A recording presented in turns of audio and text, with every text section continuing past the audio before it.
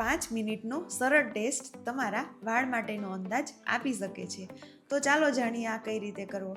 એના માટે તમારે સૌપ્રથમ એક ગ્લાસમાં પાણી લેવાનું છે અને તમારા માથામાંથી એક વાળ ખેંચીને એ વાળ પાણીમાં ડૂબાડવાનું છે. હવે 5 મિનિટ સુધી રાહ જોવાનું છે.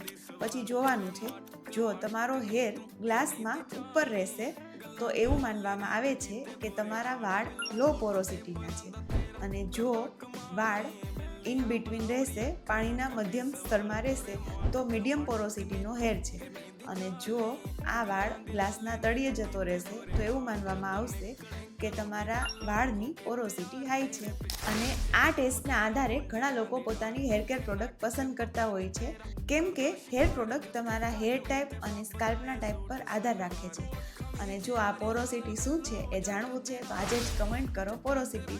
હું તમને બધી ડિટેલ DM કરીશ. Thank you.